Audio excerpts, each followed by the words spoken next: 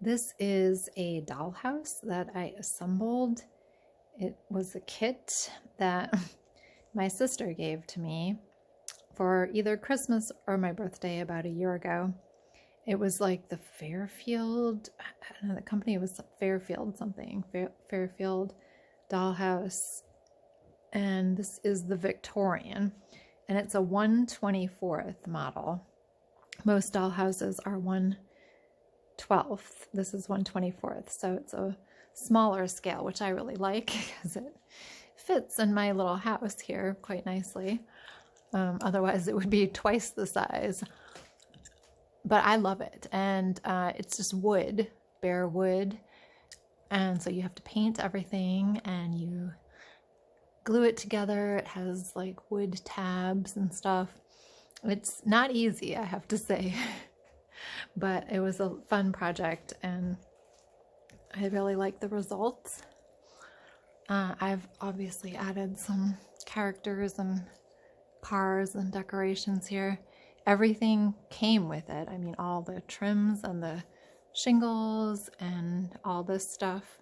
I painted the stripes on it. You don't have to make it look like a Tim Burton house if you don't want to. These are the cars. They are not to scale. These are just things that we found lying around in attic bins, some toys. I don't have kids, so, but I have a lot of toys for some reason. Just random things that we have around the house.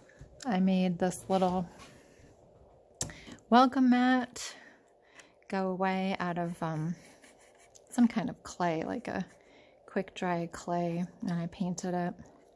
This is all acrylic paint that I painted the house with. And I have to say, if you're gonna do a dollhouse kit like this, you should probably, I mean, yeah, it comes in this like sheets of wood that you are assembling together. But if you paint them ahead of time with acrylic paint, I found that the wood kind of warped a bit, and then when you're assembling it, it is difficult because the wood has warped. So you might want to assemble it first and then paint it, which could become difficult for the rooms inside if you're trying to do something detailed and you have to stick a paintbrush in there and try to do it. So, you know, that's something to think about ahead of time. The windows are just like sheets of plastic, and you just punch out the windows and glue them in. Let's see, this pirate guy, this is a mini Nutcracker. My sister gave me a set of these, and he's not exactly to scale, but I like him here on the terrace. This is the tower, kind of like the dramatic architecture of this. And I made these. I just had some random, I think these are little wool balls for crafting, and I don't know, some little wooden pegs. I made these little, oh my goodness, don't fall over. This comes with, if you get sushi, the little plastic grass that comes with sushi. I think, I'm not sure I can get this off because it's been sitting here for like a year. Whoop, there we go. Yeah, the tower room, I did put some Edward Gorey pictures in there. I cut them out of a calendar, I believe, that I had. Edward Gorey calendar. Not that anyone will ever see that stuff in there. And yeah, you can't really see through the window that well. It's clear, but unless you put a light inside, you're not going to see it in there. The chimney, this was maybe the most difficult part to assemble. Getting these angles was tricky, and I didn't know what color to do it. I did it copper. You've got some Mandalorian stuff, of course, because I'm pretty obsessed with Baby Yoda. This is, well, yeah, let's zoom out here. These are the rooms. There's some around the other side too, but I might show those later. Yeah, you can see my big sewing mess over there. It's pretty dark, actually. I didn't think about the lighting for this, but yeah, you can see we have some of these characters. There's Elsa. This is just cut out from, I don't know, some kind of little Elsa book or something, sticker maybe. And this is from the back of the Edward Gorey calendar. You know how with calendars they show on the back of it sometimes all the mini thumbnails of the different months. So I cut those out, and they make great little tiny paintings for a dollhouse. It's like this one is coming unstuck here. And on the shelves I just have some random like bracelet charms and things like that. Oh, little patooties. This is a Baby Yoda Lego. So cute. Let's see, he's only one Lego stud. He's so tiny. Yeah, I've got a million LED candles. R2-D2. This is just some random thing I had in the house. This is a 3D printed. Someone made a. I mean, I printed it, but someone made the file of Baby Yoda with the Mandalorian helmet. You can't really see this because my lighting is so bad here. This is a little bear I sewed. He's in here. I should do a different video so I can really show everything in better lighting. The little fireplaces are so cute. This is, if you watch Rick and Morty, Squanchy. It's another thing when I first got my 3D printer, just was printing random things. He's always passed out on the floor pretty much. There's Squanchy. Little fireplace. This is another thing. I was trying to 3D print this Pokemon. I don't remember which one this is. It's not Ponyta. It's whatever that evolves into, but it didn't work out very well. It's cool because you can see through the back windows. I don't know. And then the attic, of course, the creepy attic is kind of my favorite part. Got some red rum from The Shining and giant weird heads. This is something I made out of that quick dry clay or whatever it was called. Baby Yoda in a little crib. The Doubtful Guest, that's Edward Gorey. I don't know what the heck this was. Some little thing that was printed and I thought it looked like a traffic cone, so I painted it with orange nail polish. Just random things, you know, that you just collect if you're someone like me. Made a little pentagram in the attic, of course, for rituals. Who knows what all this stuff is? I don't know. All right, I have a headlamp on now. I don't know if that's going to help at all. But yeah, here's more creepy attic stuff. There's like Alice in Wonderland picture on the wall. Slinky dog. Just random things. Here's, oh yeah, this I have to fix. This little banister came off. It's supposed to go on the top of the stairs like this.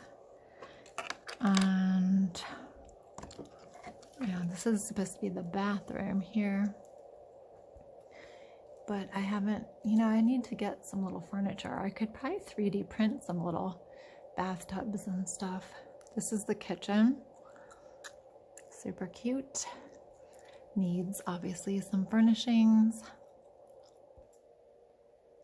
Anyway, so there you have it. Oh, I didn't put this top back on very well, did I? Whatever. So that's the Victorian dollhouse.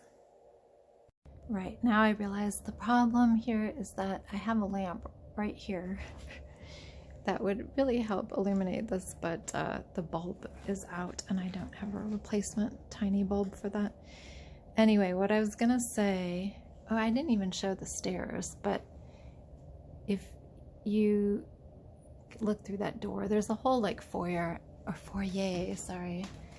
And yeah, you can see the staircase. The staircase really has, you have to assemble all the little steps and stuff. It's very detailed, but then you don't really ever see the staircase. But okay, so the point of this section of the video is, and my sister always accuses me of like trying to advertise for Loctite, which I assure you, no one is paying me to advertise anything. But this shoe glue I found, and I just bought this at Home Depot. It was really good for the project. I started by using hot glue, a hot glue gun. But then, and the hot glue is okay because if you have to undo it, you just use a hairdryer and it melts the hot glue and you can take something apart if you messed up.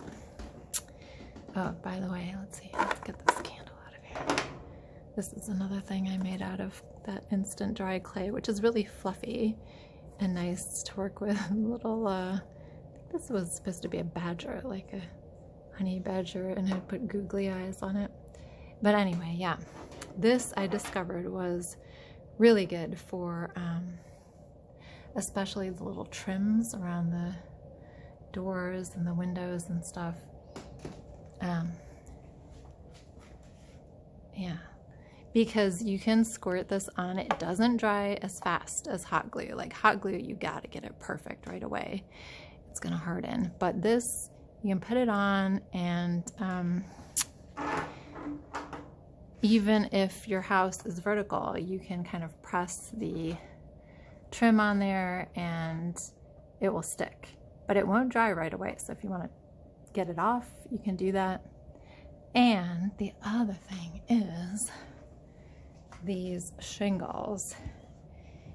They are individual shingles. Each one has to be glued on separately. So you start at the bottom and you glue them, and then you do the next row and the next row and the next row and the next row. And so I think I would put one row on of the bare wood and then paint that, let it dry, and then glue on the next row. And I thought, there's no way I can do this. It's gonna take forever. But it was really actually very like Buddhist, just like go with the flow, like a nice mindless task. And it was pretty fun actually, I have to say. Gluing on these shingles was quite a joy.